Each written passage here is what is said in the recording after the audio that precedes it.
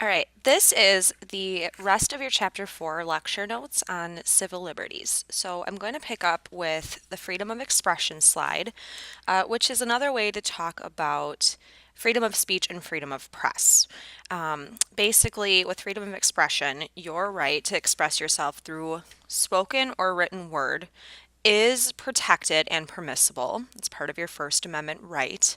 But the question that we always have to ask ourselves with any of these civil liberties is whether or not those rights are absolute, what is or is not permissible to express in public, and then different restrictions sometimes on what you can say and what you can write. So that's what we want to look at today. The Supreme Court has mostly decided to protect forms of speech. However, again, there are restrictions, there are limitations. We have decided that there are certain types that are impermissible. Generally speaking, there's roughly the same protective standards for both speech and press. But again, we need to always ask ourselves, when does one person's right to freedom of expression violate the other people's rights to peace, safety, and decency? So that's what we're going to focus on.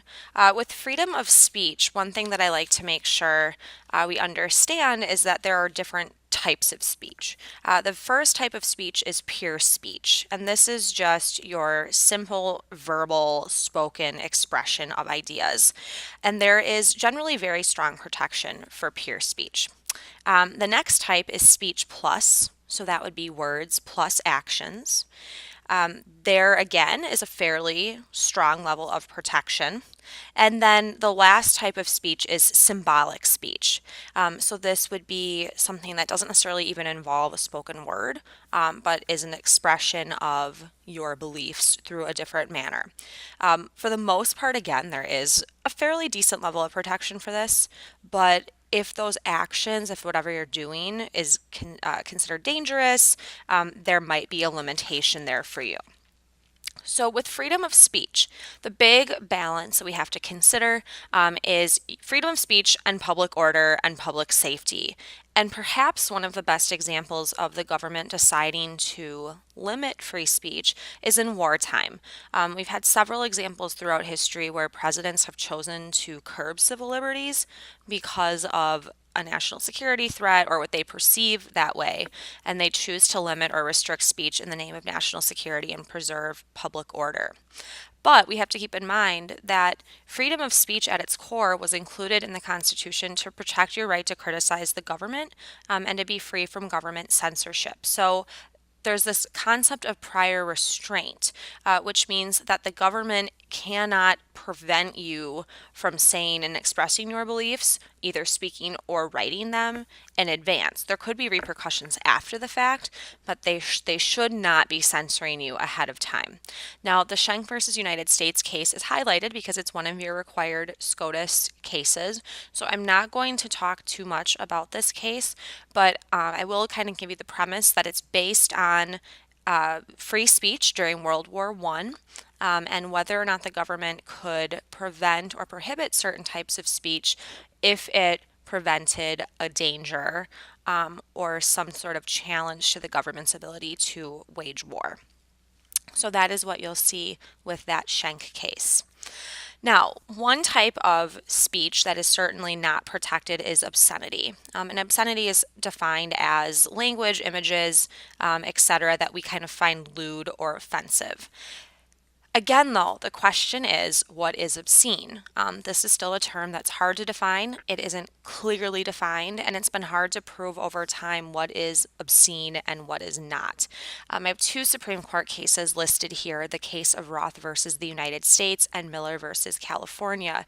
Both of those cases were trying to define what is or is not obscene and work on regulating the distribution of obscene materials. So we know that obscenity is not constitutionally protected, but essentially, when we decide what's obscene, it really is a matter of place and time. What society found obscene back in the 50s wouldn't necessarily be obscene today.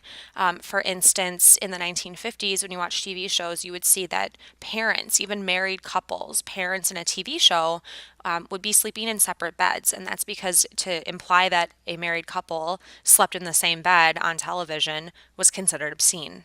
That was not something that was accepted socially at the time. Today, obviously, they push the envelope all the time in content on TV. So it's really what is obscene is based on what most people find offensive at the time. The Miller case was asking the question, wondering whether or not you can distribute obscene material under the First Amendment.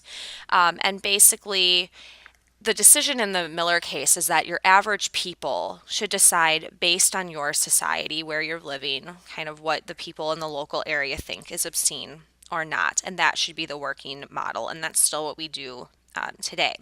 Now, most people agree that not all obscene material should be banned, rather regulated, and that obscene material should be open to consenting adults and banned for minors. And that's been really kind of the working rule for many, many years now. Of course, that's harder to regulate with new technology. And so that's something that we have to keep working on as a society, making sure that that obscene material stays out of the hands of people that we don't want to have it. Now, symbolic speech. Symbolic speech are actions that express an opinion. And again, this is protected by the First Amendment. However, not all symbolic expressions are protected. Examples of symbolic speech: wearing an armband to protest the war. The picture in the bottom right corner of your screen, that shows two high school students who wore black armbands to protest the Vietnam War. It relates to the Tinker versus Des Moines case, another one of your required SCOTUS cases, and the Supreme Court found in their favor. That they did have the right, that is constitutionally protected speech. They have the right to wear those bands at school and protest the war in that way. Flag burning. This is something that is very controversial in the United States. People do not believe that flags should ever be burned in protest. The picture that you see in the top right shows 3 veterans burning American flags. The reason that that isn't controversial is because that is the proper way to dispose of an American flag when you retire it. But people do burn the American flag in protest. It has been determined by the Supreme Court that that is constitutionally protected. The Texas versus Johnson case has said that that is okay. Now, there are limitations. This is not an absolute protection. Burning draft cards is unconstitutional and illegal. Any type of symbolic speech that elicits a threat or is used to intimidate are also not protected by the First Amendment or the Constitution. Now, how do we regulate commercial speech? So commercial speech would be things that are being sold to you, advertising, right, on TV. For the most part, this is regulated by the FTC, the Federal Trade Commission. They set the rules as to what can be advertised, when and where, and the limits of content. So when certain TV shows can air. And one of the interesting things is even a simple change of a TV show airing on ABC at 7 versus 8 o'clock versus 9 o'clock could mean that there are differences in what is accepted to show in that TV show at that time. For advertising, companies are not allowed to do anything with a false claim. There needs to be truth in advertising, that what you are advertising is truthful and not misleading. And there's also prohibitions on when you can advertise legal services or things like gambling, things that deal with the lottery. The FTC has regulated, for instance, what types of advertisements can run and air during the Saturday morning cartoons when it's mostly young kids watching TV. Now, the Federal Communications Commission, the FCC, they are the ones that license and regulate what airs when on TV and what's able to air. So, for instance, on your basic cable TV, all right, you have to be very careful what type of language is used, what type of obscenity is used. There are fines for shows or individuals that swear on air on public TV stations. But cable and satellite is different because people choose to pay for those services. So Game of Thrones cannot air on Fox, but Game of Thrones can air on HBO. There would be many people that would find some of the things that happen on Game of Thrones to be obscene. But again, HBO is something that you choose to pay for, right? It's not your basic network news station that's running TV shows. Now, with freedom of the press, there is a concept called prior restraint, and I mentioned that a little earlier. Prior restraint is another term for censorship. And it's when the government prohibits or forbids the publication of material in advance rather than ruling on the legality of it afterwards. So the government cannot stop you from running a story, from sharing information. Censorship is unconstitutional, and this was decided in the Neer versus Minnesota case, where they said the only exception here is that you you can rule that they can't publish things that would be an issue for national security. Now, the case of Neer versus Minnesota came about after this student this man published an article attacking local officials, claiming that they were gangsters and there was connections to the mob. And Minnesota officials, government officials, got an injunction to prevent the article from being published. And then the Supreme Court said that no, that is lawful. They can publish that.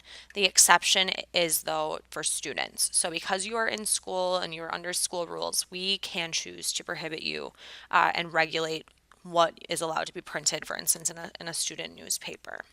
The New York Times versus United States case as another one that deals with freedom of the press. And again, I'm not going to say too much about that one because that is one of your other required SCOTUS cases. Now, in the press, one of the things that is not protected by the First Amendment is defamation. Defamation is when you print or say maliciously false statements that damage a person's reputation. Libel is a written form of defamation, and slander is a spoken form of defamation. The unfortunate thing, though, is that the standard for conviction is very, very high, and a lot of awful things can be printed about an individual before it even counts as libel. And they've also determined that public figures, because they have chosen to be in the public eye, really kind of open themselves up to criticism and potentially false things to be said about them. And so those are only libelous if the speaker knew it was untrue and said it with the intent to harm the person. So you have to prove that it's intentionally malicious, and the burden falls on the victim to prove defamation and to prove that malicious intent was behind it. And so it's very, very hard to convict people of libel and slander. And courts allow for a very, very high level of defamation before awarding a suing party. And it's very hard. It's often prosecuted, but incredibly hard to convict. Other questions of, free press. So we oftentimes look at how one liberty impacts another, or how one liberty impacts a civil right. And so sometimes freedom of press and freedom for a fair trial, the right to a fair trial, come into play because defendants argue that negative press can threaten their case and their right to a fair trial, and that public opinion on defendants can be shaped positively or negatively by the press. So usually what we have found is that courts want to keep the press coverage open. They want to be transparent. One of the ways around this is to sequester juries. So you keep them away from the public, you keep them away from TV, internet, newspapers, so that their opinion on the case isn't swayed. But again, for the most part, we have decided that free press does not impede one's right to a fair trial. The Zurcher versus Stanford Daily case that's listed here, the police thought that a student newspaper had pictures of a violent incident that they wanted to use as evidence in a case. And basically, the police came to the newspaper and demanded the evidence. And the journalists said that they did not want to give it to them because it was from a confidential source, and it would disrupt their story and their reporting. And the paper claimed that their First and Fourth Amendments were violated by the police taking those photos from the paper. But the Supreme Court did rule that journalists cannot withhold evidence that could be useful to an investigation, and they are subject to search warrants just like everyone else. Now, there are no cases to talk about here, but I do want to briefly touch on some of the other parts of the First Amendment, and that would be freedom of assembly. This is one that kind of tends to be overlooked, but this is the basis for forming interest groups, the right to petition, the right to protest. This is what enables political parties to exist. And there are two main components to this, and that is the right to assemble and the right to associate. So your right to assemble and your right to associate are allowed, but as with our other liberties, they are not absolute. So you can't prohibit a gathering of people, protests, parades, etc., but you can limit the laws. You can limit the time and the place of the gathering. And so you might need a permit, and the permit, would be granted by a local government, making sure that it doesn't conflict with public order. They cannot discriminate on your point of view. They have to grant you that permit no matter the content, but they can regulate how that protest, how that gathering takes place. So it has to take place on public property.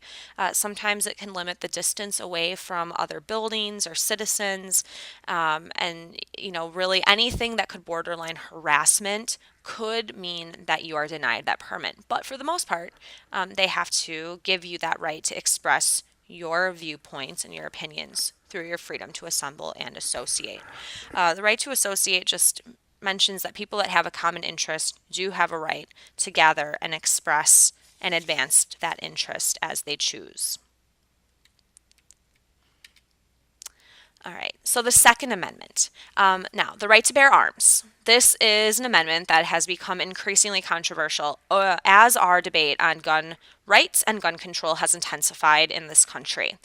The interpretation of what the Second Amendment means is increasingly controversial, and oftentimes the debate centers around whether or not we have a preference for individual liberty, the right to own a firearm, or public safety, the right to keep people safe from gun violence.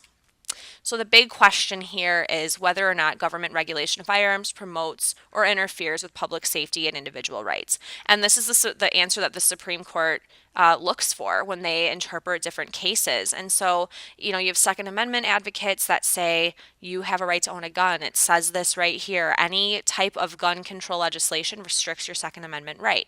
You have people that look at, gun control legislation being a way to keep people safe, that gun violence is a growing epidemic that needs to be addressed. As I mentioned on Monday in class, the McDonald versus Chicago case is the case that eventually incorporated the Second Amendment to the states. And so the McDonald versus Chicago case is one of your required cases here. Now, the right to privacy. You'll see that there is an activity on Canvas that you should complete. And the right to privacy is complicated. It's one of the biggest areas of debate as to whether or not there is a right to privacy. Does this exist based on the Constitution? Is there a right to a personal life that's free from the intrusion of the government? Yes or no? And the framers never could have anticipated the privacy issues we have today. Things like wiretapping, surrogate pregnancies, abortion, the internet. What exactly does this mean?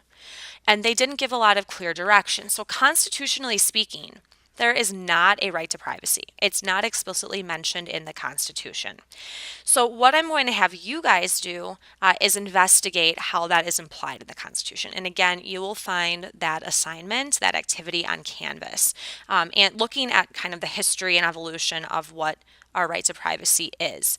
And there are definitely important implications of the right to privacy, especially as they deal with abortion rights, starting with a Griswold versus Connecticut case that's discussed in that activity and leading into one of the most famous and controversial Supreme Court cases in U.S. history, which is Roe v. Wade from 1973, that prohibited state bans on abortion using the right to privacy to protect a woman's decision to terminate a pregnancy, but not absolutely. So that, again, I won't speak too much about, but I do want to point out that that is one of your required cases, and all three cases on this slide are discussed in that Canvas activity about the right to privacy. And this is just showing people's opinion on abortion. And we know that it is an incredibly controversial topic, and it will remain so, I'm sure, for a long time. And it's, in my opinion, probably within the next decade, an issue that we will see revisited in the Supreme Court. Now, defendants' rights. So there are several amendments that protect the rights of defendants, defendants being people who have been accused of crimes. And what's interesting is about half of the Bill of Rights lists defendants' rights. It lists rights for people who have been accused of crimes to protect them from abuses of power by the government during their trial. So we'll see that rights of the accused are essentially protected at every stage. So from the crime, from the arrest, to the prosecution, to the trial, to the verdict and the punishment, if one will be given out. So at every step of the way, you'll notice that there are amendments and provisions of amendments that guarantee protections here. So we'll start with searches and seizures. Now, there is a crash course video on searches and seizures with some questions posted on Canvas. I highly recommend that you watch that video. It gives a better explanation of searches and seizures that I can do, because I do not have a strong background in the law, and it gets very complicated and complex. But the moral of the story, searches and seizures, this comes from the Fourth Amendment, and it basically says that authorities have to have a good reason to suspect that a crime was committed to ask for a warrant that can help them gather evidence. So the Fourth Amendment says that you have to have probable cause and that you need to have a search warrant, and that gives them the power, the authority to enter your home, look through your car, all those things, and get the evidence that they need. Now, of course, there's a lot of cases and there's lots of exceptions. So this is not a black and white issue, all right? And there's a lot of gray area here. And one of the big pieces with the Fourth Amendment is something called the exclusionary rule. Now, the exclusionary rule prevents the use of illegally obtained evidence. This has been extended to the states, or to use our term from the chapter, it's been incorporated to the states through the case of Mapp versus Ohio. And essentially, what this said is that she felt like there was some evidence that had been illegally obtained against her that led to her conviction. Now, illegally obtained evidence, the exclusionary rule, there's exceptions to everything.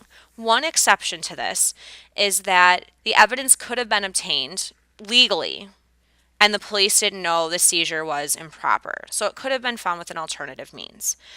If the evidence was in plain sight, so it wasn't on a warrant, but it was in plain sight, it's something that the police can use. It will be permissible in court. If the police can prove that they were operating in good faith when the evidence was found, then the exclusionary rule doesn't apply. So there's a lot of ways that we can get around the exclusionary rule and end up using arguably illegally obtained evidence in court. The war on terrorism has definitely opened up a new window too. The U.S. Patriot Act gave the government powers of surveillance to find terrorists without needing a warrant. There's been, bulk data collection by the government and by other companies, but there's limitations on that, and that's been a growing issue of concern as well. For the most part, though, there's a rule, right, that illegally obtained evidence cannot be used against you in court. However, keeping in mind that there are limitations and exceptions to that rule. The next one, self-incrimination. Okay, this comes from the Fifth Amendment. Essentially, it says that you don't have to testify against yourself. You are innocent until proven guilty, and the burden of proof is on the prosecution. So those are the big operating things there. Now, the important Supreme Court case that comes from this one is the case of Miranda versus Arizona. So I'm sure you have all heard of your Miranda rights or know what those are. Basically says your right to remain silent. You have to acknowledge that what you say could be used against you. You have the right to an attorney during questioning. If you can't afford one, one will be provided to you. So it's a list of rights that have to be read to you so that you don't accidentally say something or find out that you said something that helped prove your guilt. So Miranda rights are read to you. If they are not read to you and you speak, anything that you say before you were Mirandized could end up being inadmissible at court. Again, there are sometimes ways to work around that. The right to counsel in trials. So the Sixth Amendment grants you the right to counsel in federal courts. But most trials happen in state courts, and most defendants cannot afford an attorney. The Gideon versus Wainwright case of 1963 was incredibly important in that it challenged the notion that defendants at the state level, were being put away at high rates because they couldn't afford attorneys. So you have to look at the case of Gideon v. Wainwright. It's one of your required SCOTUS cases, but it changed the law and extended the right to an attorney to all defendants who had been accused of a felony. Habeas corpus is included in the Sixth Amendment as well. Basically says that you can't be held without a charge. You must be informed of the charges against you. You can't be detained or imprisoned without a charge. Also having the right to a speedy public trial. Detentions of suspected terrorists as part of the war on terrorism has kind of not really abided, I guess you could say, by these principles. We've detained people that we consider a threat to national security. We have many prisoners that have been held in Guantanamo Bay without the right to speak to anybody, attorneys, family members, not even necessarily officially charged with things. This is a picture of the letter that Gideon wrote, and that will make sense to you once you read that case briefing. Now, the right to counsel and trials. So trials receive a lot of coverage, but in reality, only about 10% of cases go to trial. 90% of defendants end up pleading out, and usually if you plead guilty, you get a lesser sentence. It ends up saving the state's time and money. However, if you go to a trial, you are given the right to a trial by jury. 12 jurors is the traditional number, and the conviction must be unanimous. So all the jurors have to come to the same consensus of a verdict of guilty or not guilty. The jury is supposed to be impartial. It's not supposed to be racially biased. And so there's a screening process that jurors go through to make sure that there isn't some sort of bias that would lead them to decide one way or another. And lastly, we have the Eighth Amendment, which protects you against cruel and unusual punishment. But what is cruel and unusual has not been defined. And again, time and place, cruel and unusual has something that has evolved. For instance, we've decided that it's now cruel and unusual to execute mentally ill individuals or juveniles. We've decided that life imprisonment for a juvenile is now cruel and unusual, but these are all things that have happened over time. The right to be protected against cruel and unusual punishment was incorporated to the states in 1962. And perhaps the biggest debate over cruel and unusual punishment revolves around the death penalty. There was growing concern in the 70s that the death penalty was violating the Equal Protection Clause because it was being used in an unbalanced way against people of color. So minority offenders were being given the death penalty at a greater rate than white offenders. And specifically, Black individuals who had committed a crime on a white victim were receiving it at higher rates as well. And so in 72, the Supreme Court ordered a stay on the death penalty. That was the Furman versus Georgia case. And that means that there was a moratorium on the death penalty nationwide. So for a 4-year period, the death penalty was not allowed to be used. And they asked that there was some research done and that states looked at their own use of the death penalty. And ultimately, it was tried again in 76, and the Supreme Court decided that it's not cruel and unusual. The death penalty was challenged again in 87, and they said, once again, upholding that Gregg versus Georgia, that the death penalty does not violate the Equal Protection Clause. So these are your notes for Chapter 4. If you have any questions or need anything clarified, make sure that you let me know. Otherwise, make sure that you also complete the Canvas activity